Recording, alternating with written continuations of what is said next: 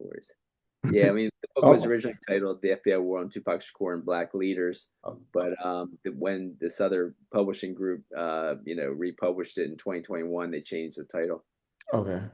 So I'm here with John Potash, the author of the book, The FBI War on Tupac Shakur, the State Repression of Black Leaders from the Civil Rights Era to the 1990s. How are you doing today? Good, nice to be with you. You as well. I've read your book, and I must say, it's probably one of the my favorite books that I've read. I think it's definitely amongst my favorite books about Tupac Shakur, and it gave me like a lot of insight. What inspired you to research and write about the FBI's war on Tupac Shakur and other Black leaders? Well, I was working as an addictions counselor back in 1989 in Baltimore City, and somebody told me my father was a Black Panther killed by the police, one of the people I was counseling. And so I started researching the Black Panthers, which to kind of create as part of like a novel I was writing about that eventually became the nonfiction book, Drugs as Weapons Against Us, the CIA War on Musicians and Activists. And, and when I was researching the character, that was going to be the Black Panther, I studied the Black Panthers of New York and the Shakurs. And so I learned all about Tupac's family before I heard about him because this was about 1989, 1990. He hadn't come out into the rap world yet, in terms of anyone knowing about him. And then when he, in 1994, when he was shot in that recording, New York recording studio lobby, the Washington Post did an article on another strange twist. The same police officers that arrived first at the shooting scene were the first to arrive at the sexual assault scene across from another place in New York City. And it said this is one of the many strange twists of that trial with police foul play. And I had read all about the police foul play around his, Black Panther mother, who was a one-time leader of the Harlem Black Panthers, Afeni Shakur, and his activist father, Matulu Shakur, and his whole extended Black Panther family, because I've been researching them. And I thought this sounds like they're setting him up, with the counterintelligence program, the same way they set up, murderously set up his Black Panther extended family. And so I called his New York trial lawyer and just said, this sounds like a latter day counterintelligence program attack on Tupac, like his family. He said yes, and no one's writing about it. And so I, interviewed him for a couple hours, and tried to get an article. And this was, as I say, about December of 1994. Tried to get it in a bunch of activist magazines that me and Michael Warren, his New York trial lawyer, had both talked about. And um, you know, those new activist magazines were mostly white run, and the white people running them just didn't have a sense that what Tupac was really about, and didn't know his legacy. And so, his family history is that well. And so, I actually, Covert Action Quarterly was the only magazine that might have had an interest, but there was someone in that magazine that steered me away from giving it, to them. And I believe he was actually a spy, believe it or not. But I ended up publishing in just a local, zine at the time, activist zine.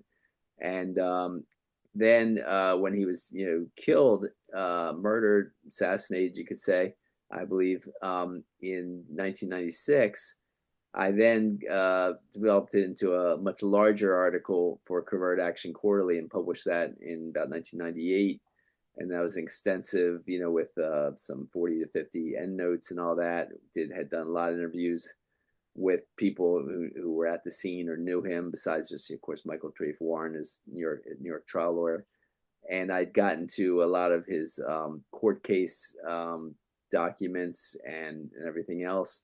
And after I published that, people that were close to him, like his Black Panther mentor, Watani Tayahimba, who was his first manager, he basically gave me a long interview and a long history of the Shakurs. And I was really interested in Tupac Shakur and his family because they shared my politics, my and I thought Tupac, being a musician, could reach much more people than just general activists.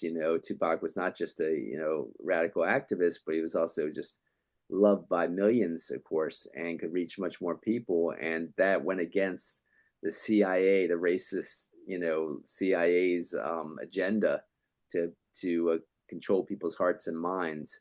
And that's why they particularly targeted Tupac, is because he could appeal to people's hearts and minds to go against the CIA and other, fascist groups like them. Yeah, and you mentioned COINTELPRO, and a lot of people may not know, but like they use a lot of different tactics to basically like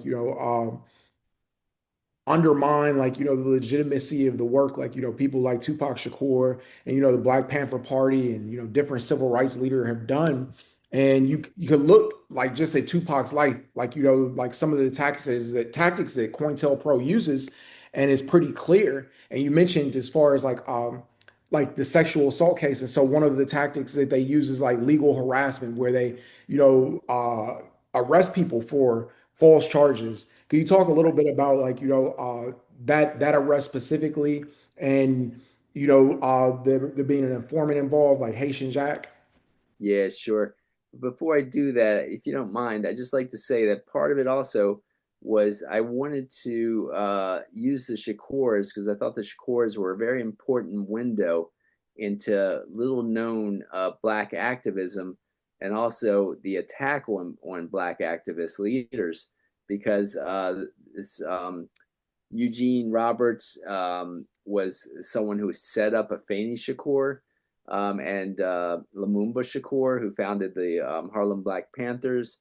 And he had set up, helped aided the assassination of Malcolm X. Wow. And the person that was in his role, a guy named Merrill McCullough. And so Eugene Roberts came out in court admitting he was working for the New York Police Department, and he was working for the intelligence unit of the New York Police Department, the BOSSI, Bureau of Special Services and Investigation, or some people just call it Bureau of Special Services.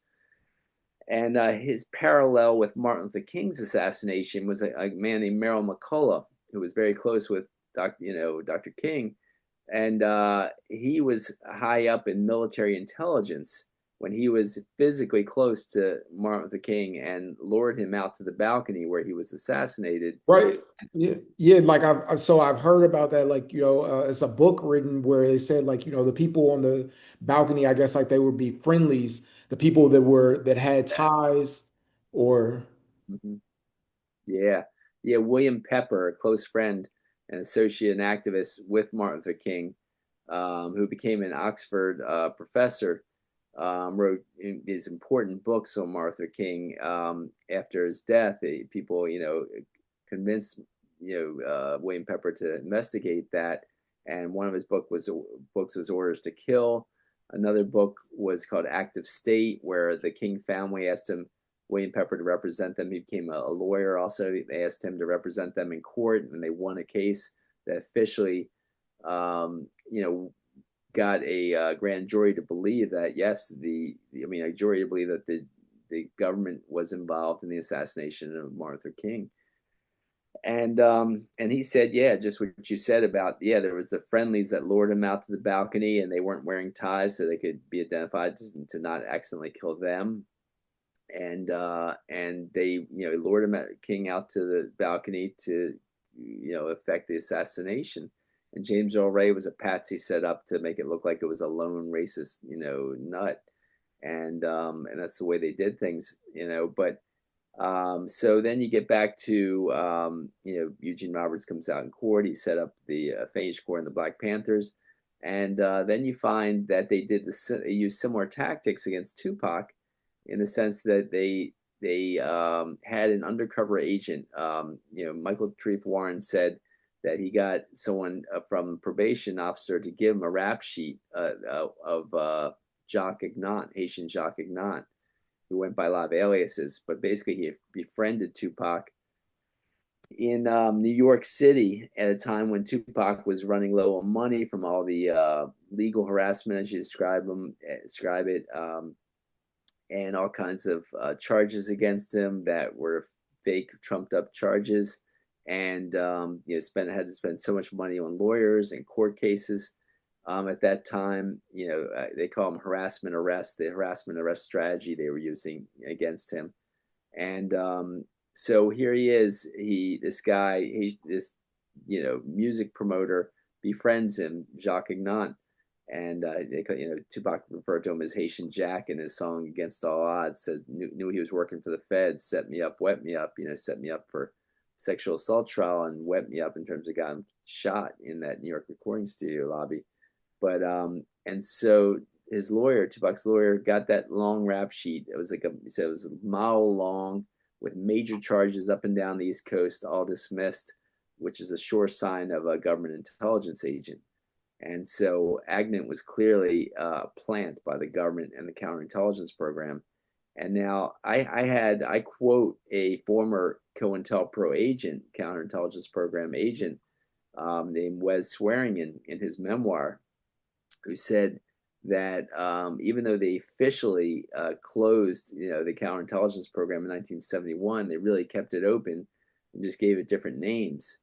And he says he knows that from his fellow agents that they're at least running that program at least until 1995 when he came out with his book, FBI Secrets, an agent's memoir.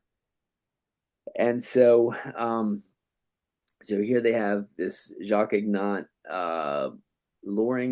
getting Tupac to come to this dance club where this woman, I think her name's Ayanna Jackson, is with another date. He introduces to Tupac, to Ayanna Jackson and her date. She leaves her date, dances with Tupac on the dance floor, admits in court that she kissed his penis on the dance floor, and witnesses said she basically gave him oral sex on the dance floor. He goes back to a hotel room with her where they have consensual sex, and then several days later, she's leaving messages on his phone machine that let's do it again. I like the way you Fuck. I don't know if I can cuss on your podcast or not, but and all that. And meanwhile, the police get those voicemails that she left and erase. They say they accidentally erased them, and she pretends like that Tupac sexually assaulted her. So he's brought up on many charges when really the best evidence is that a consensual, fooling around sex, whatever it was, and that she probably actually put something in his drink that had him pass out when she said that his people he was close to, which really was Jacques Ignat, then came in and sexually assaulted her. And this guy who was with Jacques Ignat. And so meanwhile, when the court case goes through and it looked like it was going to be thrown out because of evidence withheld by the prosecution, Tupac shot twice to put him down the ground in that New York recording studio lobby in the Quad Studios in Times Square, which is at 11 p.m. at night, is probably the most well lit up place in the world for a mugging. And so supposedly the police said it was just a random mugging, and they put him 2 bullets to get him down the ground, then put 2 bullets in his head, in his skull. And the doctor's affidavit I had a copy of in my first version of my FBI War on Tupac Shakur book, but for some reason the publishers took it out of my second version. Nonetheless, I quote the affidavit and note that, and it says the doctor said that 2 bullets went in the back of his skull and out the front of his skull and just barely missed his brain miraculously. And so that was a clear murder attempt, and it was probably about number 3 or 4 of police-connected murder attempts of Tupac by that time. And so, yeah, that was, and so even after that, he goes back to court like in a wheelchair. They wheel his White Tayahimba wheels him in with security from his group, the New African People's Organization, because Tupac had been part of that organization, and at one point had been leader of the New African Panthers. When he starting at 17 years old until about 20 or 21 years of old, he was head of the New African Panthers, and they were trying to replicate the Black Panthers. So he was already a national Panther leader even before he became a rapper. And so that's why he was so dangerous, according to to the FBI and the counterintelligence program, because he was doing good activist work behind the scenes. And can you talk a Um, little bit more about what was the mission of the New African Panthers? Like, yeah, the New African Panthers were trying to create, build, community survival programs, just like the Black Panthers were, trying to educate people about, about political history, about community activism, about community organizing, about trying to fight for free healthcare, trying to organize people around housing rights, around, say similar things that the Black Panthers were doing. And he said we were trying to replicate the Black Panthers in that way, but also trying to do it in a different way, in a more underground way, so that we didn't, get attacked the way the Black Panthers were. I mean, that's what the New African Peoples Organization's kind of philosophy was. It was a different philosophy than the Black Panthers because they didn't want to get assaulted by latter day COINTELPRO. But of course, the FBI was going to, as soon as Tupac added his fame, wealth and fame to his kind of activism, coming out with that single debut, album, Tupacalypse Now. They attacked him. Police uh, beat him, unconscious and choked, beat him, his head against the curb in Oakland, for choked him jaywalking, unconscious. for Yeah, beat his head. They said they were arresting him for jaywalking. They beat his head against the curb and then choked him unconscious. And I showed two other examples of people dying in police custody from those tactics. So that was attempt on his life number one. And of course, there was others. I can't go over them all, but basically in the Marin City, they shot at him for people shot at right. him for no reason. Police watched, passively watched, and only arrested Tupac when strangers, after these strangers in this mob attacked Tupac.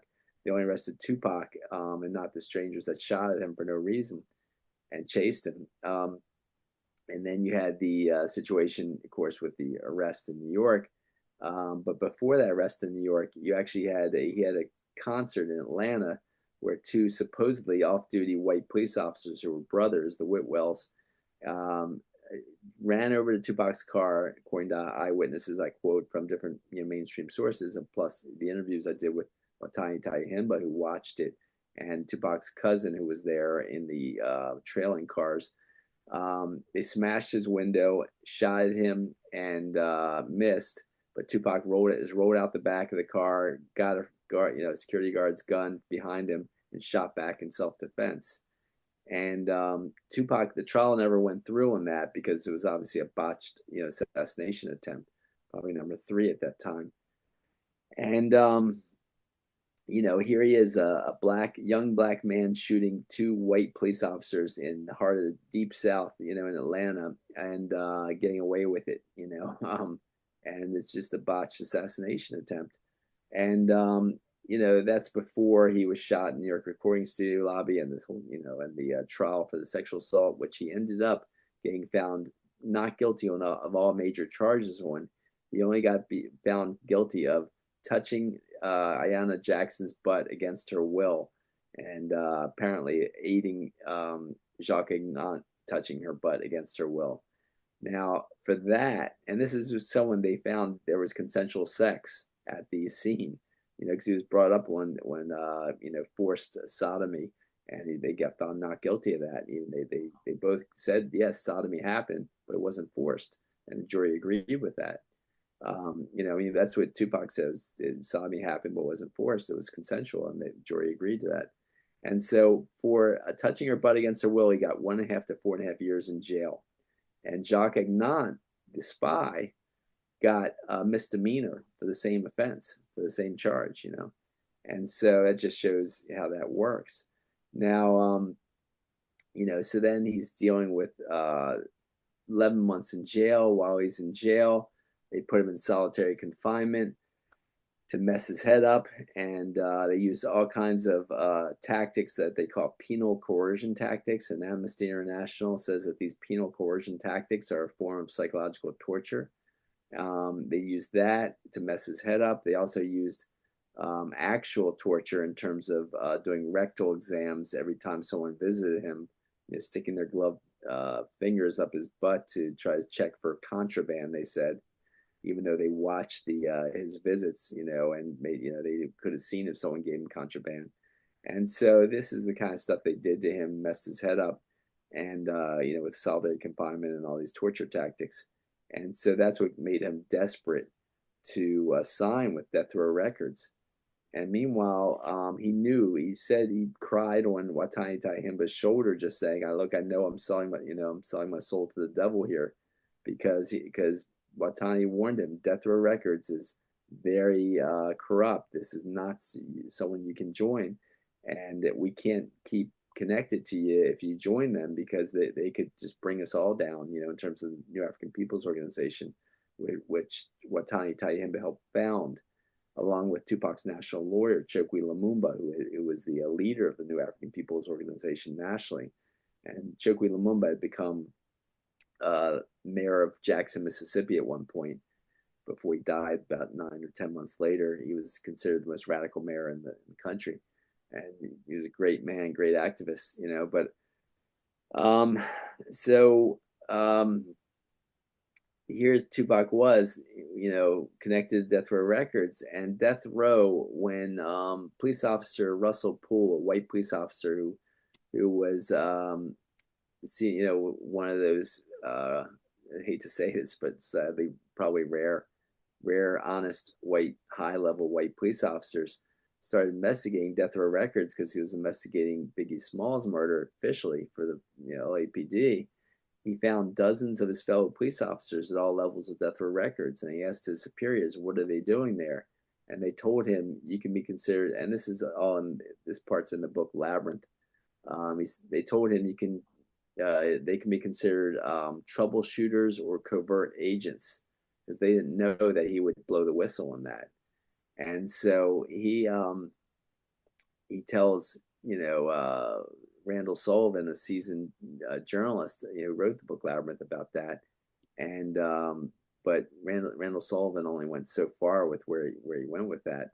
And so Russell Poole outed the fact, that what everyone should have realized is that this was Death Row Records, sadly enough, was a U.S. intelligence front company, because Russell Poole found that they were trafficking drugs, trafficking guns, and also they were involved in setting up and triggering the Bloods versus Crips war again, after Tupac and his Black Panther extended family had gotten the Bloods and Crips in all throughout California and then throughout the country to call a peace truce and turn on to activism.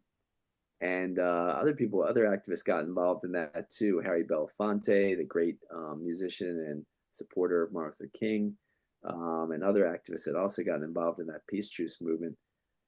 But Tupac was a really key part of it, because people, young black gangs, loved Tupac. But Tupac, that was part of his thug life plan, because Tupac was a brilliant intellectual.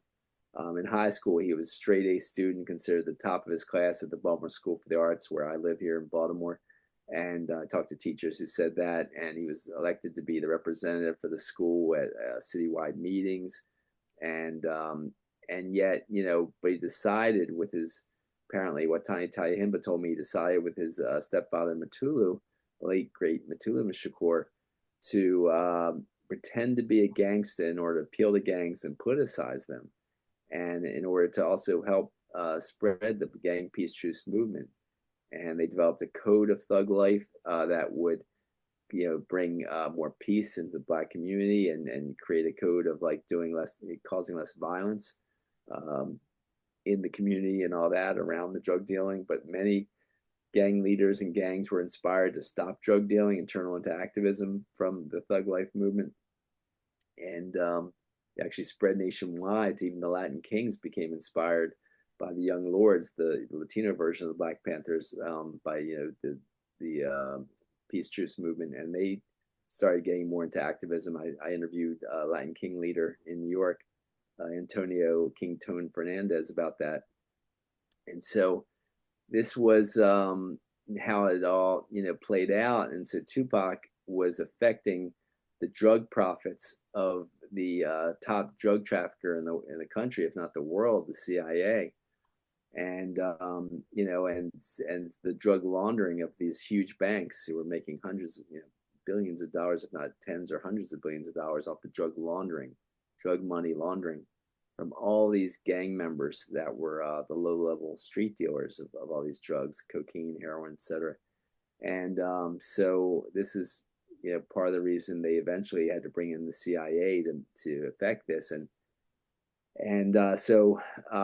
the guy who founded Death Row Records was Michael Harry O. Harris, and he was a one of the two key people, according to Gary Webb's book about the CIA cocaine trafficking under a Freeway Ricky Ross.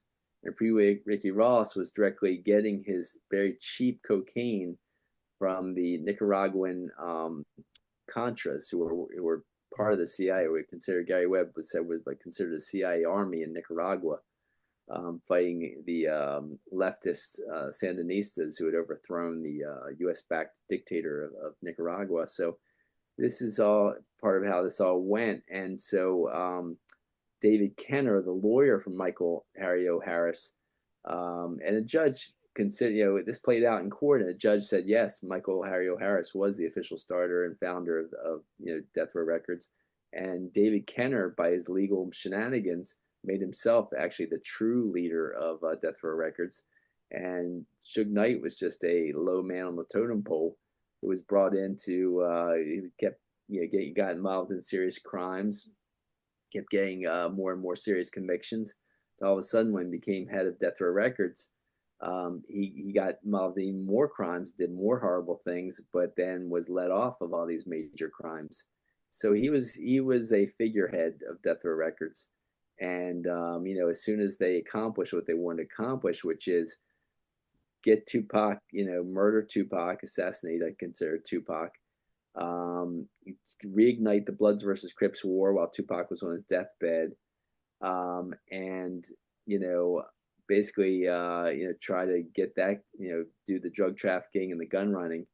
Then they Suge Knight can be given, they let go of Suge Knight, and he ends up going to jail for a small thing of kicking this Orlando Anderson, who was who British filmmaker who Nick Broomfield said was like the Lee Harvey Oswald of the Tupac assassination.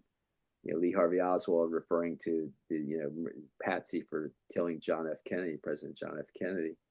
And that's the way it played out. They pretended like it was just a Bloods versus Crips gang war that caused Tupac's assassination, but it was obviously just a setup.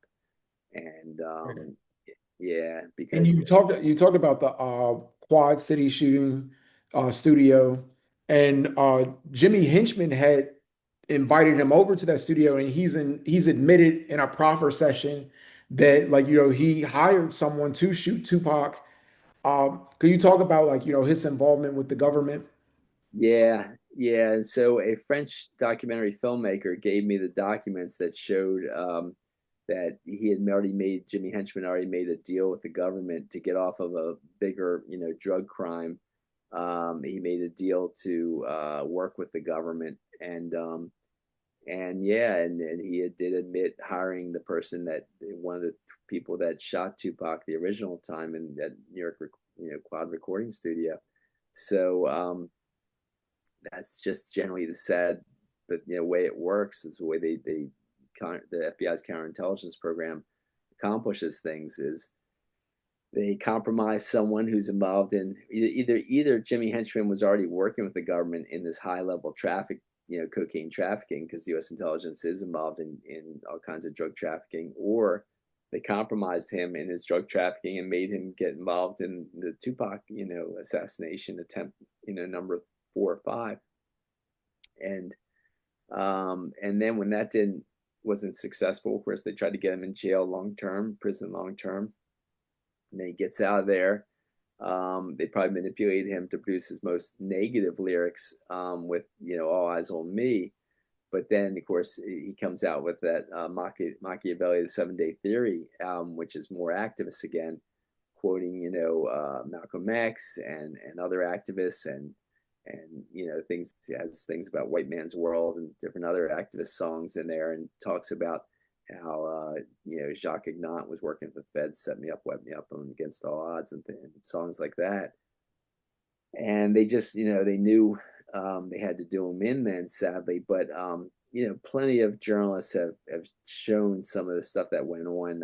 Award-winning Las Vegas journalist Kathy Scott, she worked for the Las Vegas Sun, said she had a page and a half list of police foul play around the Tupac murder and things that they didn't do that they normally do in terms of murders. And they didn't come out with their police helicopter. They didn't arrest anyone, just to get witnesses and et cetera, and trampled over evidence, and it's going on and on, her huge list. And she said that it was known that Tupac was under FBI surveillance at that time. And so she says when an FBI agent sees a crime happening, he's supposed to stop his surveillance and intervene. And obviously that didn't happen.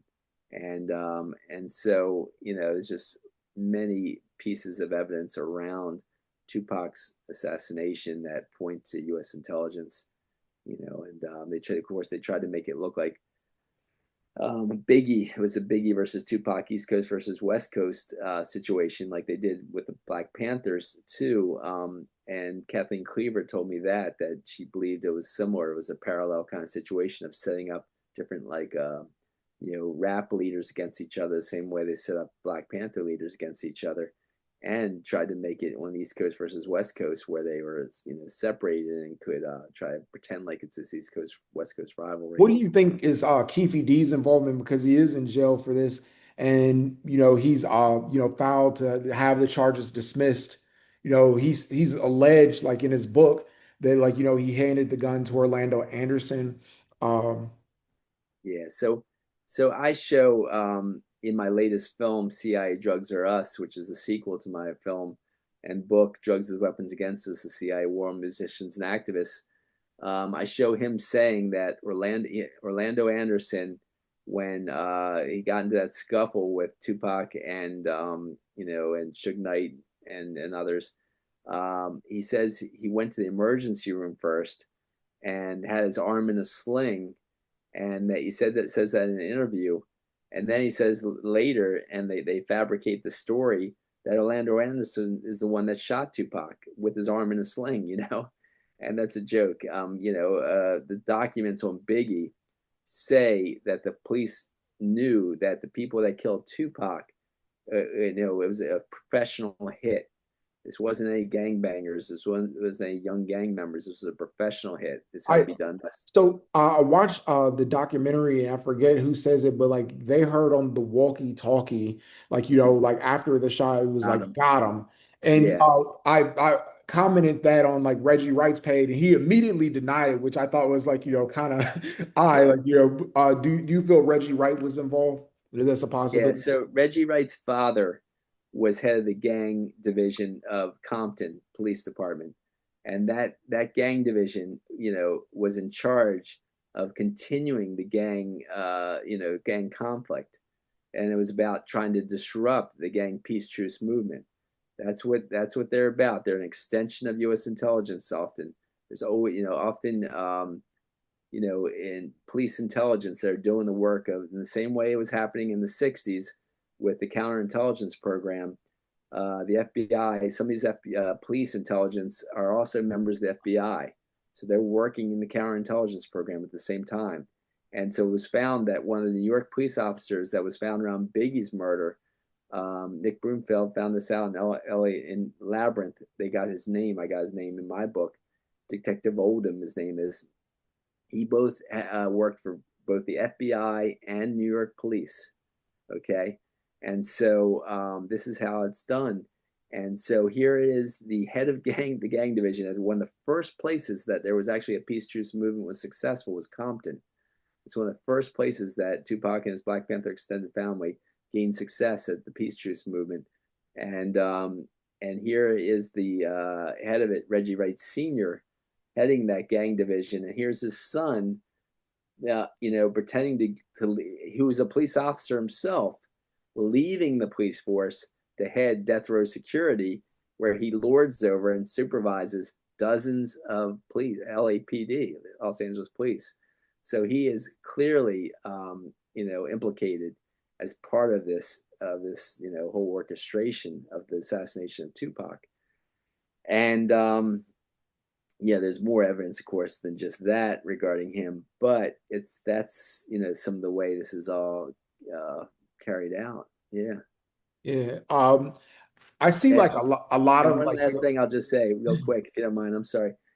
As far as Keefe D, if you look at Billboard magazine, just had an article 2 days ago. I just checked that out today for our interview, because I'm sorry, I'm working on other projects, but I look at that and they said they left one word out, but they basically said that Keefe D says he didn't write his own memoir. He didn't even write his own memoir that they put out. They pretend like it was his memoir that says, "Oh, I orchestrated the murder of Tupac, and it was my nephew, Orlando Anderson, that carried it out and all that stuff." He basically was saying that, and Greg Kading, and so I say, you can see my film where Greg Kading says this, and this was on A&E, Who Killed Tupac, where I was in that project for a few minutes, as I was friends with Mopreme Shakur by that time, and he had me be part of that project, or at least I befriended him there. Um, and so Mopreme was helping produce that A&E documentary, and so civil rights lawyer Ben Crump gets Greg Kading to admit that he let Keefe D off of major drug charges that could have him spend a lifetime in prison, to say what he said about Tupac, about his involvement in Tupac's murder, and gave him immunity too from prosecution for that at the same time. So it's obvious you can get him to say whatever you want him to say when you give him, that immunity from both a major drug charge and the prosecution for, the Tupac murder. most definitely, John. We got about a minute left. I wanted to ask you like about the role the media plays because I see like so much like false information coming Yeah. about Tupac. Like, what are your thoughts about that? Well, they don't cover his activism. They cover up that he was head of the New African Panthers from the age of 17 for about 2 years, 3 years, something like that. Watani Tayahimba gave me that information. They cover up Watani Tayahimba's great work with Tupac, and Chokwe Lumumba's great work as an activist. Um, they cover up the fact that Tupac was an intellectual prodigy. He rewrote Shakespeare, and when he was a senior in high school, and directed, produced, and starred in a play, that he rewrote in modern language. He was just a brilliant guy, and they just don't cover all of those aspects of Tupac. And when they do cover the more positive stuff about Tupac, they then just squelch the reality of the fact that the U.S. intelligence orchestrated his murder. And the Hughes brothers one of the Hughes brothers, I think, did a real good film on Tupac, but they changed the ending, that they wouldn't allow it to be, come out that the U.S. intelligence, all the evidence I have, the U.S. intelligence